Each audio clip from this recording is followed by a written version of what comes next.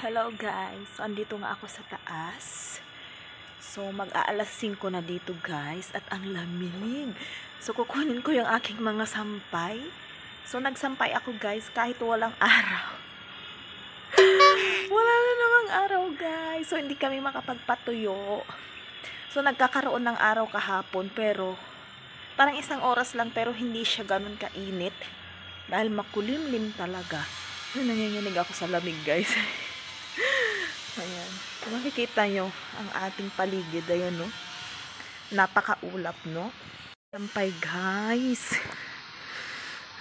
Lamig guys. Na yung paligid nanginginig ang aking kamay. Ayan. So ayan yung ating mga sampay. Wala na kaming space guys na pagsampayan. Ayan no.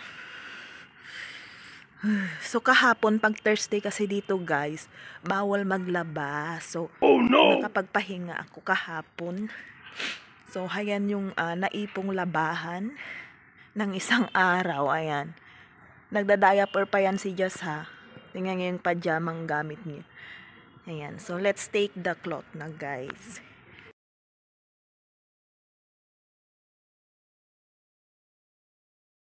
Yung uban ko guys oh. Ang ating uban guys oh. Halatang halata no. So bubunutin ko yan. Grabe. So naligo pala ako today guys. I mean nagwash ako ng hair.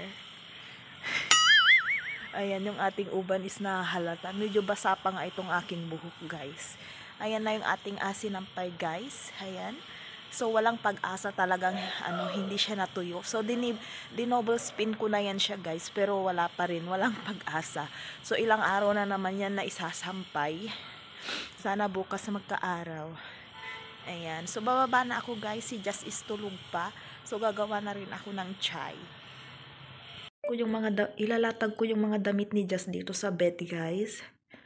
Ayan. So kinuha ko na yung ibang nailatag namin nung 2 araw ago na. Ayan, so ilatag ulit natin yung bagong laba ngayong araw. Ayan na siya guys. So ayan na nga yung ibang sampay namin guys. So pinasok talaga namin itong sampayan dahil nga super lamig sa labas. Ayan yung kinuha ko sa taas. Then yung iba andun sa kwarto yung mga maliliit. So itong mga natuyo na, sa wakas natuyo na. Ayan yung mga damit lahat na yan. Gamit lahat yan ni Jess guys. Ayan yung sa amin ni Mister. So si Jess is tulog. Alas 5 na dito guys. So masarap ang kanyang tulog. So ayan si Mister. Ayan. So ilagay ko na yan siya sa cabinet guys. So ang dami ring socks ni Jess guys. Kasi everyday talaga is doble ang kanyang medyas. Kasi madalas hindi siya nagsushoes. So, chai na tayo guys. Dahil tapos na ako magtupi. Ayan. So, chai time dito. Habang ang aking baby love tulog pa rin. So, gising na ang ating baby Jess. So, mag-chai din daw siya. You want cha, diba? You eat cha. So, kumakain siya ng guys, rust. O yung bread. O. So, pakainin ko muna siya.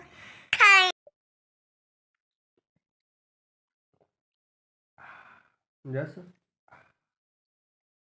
Ang gusto niya guys, sausaw ko sa chai, then pinapakain ko sa kanya.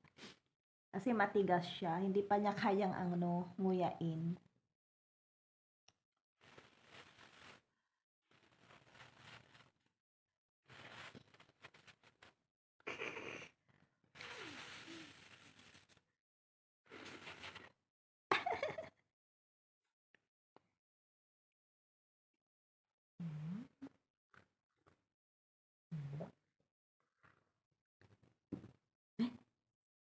Farting.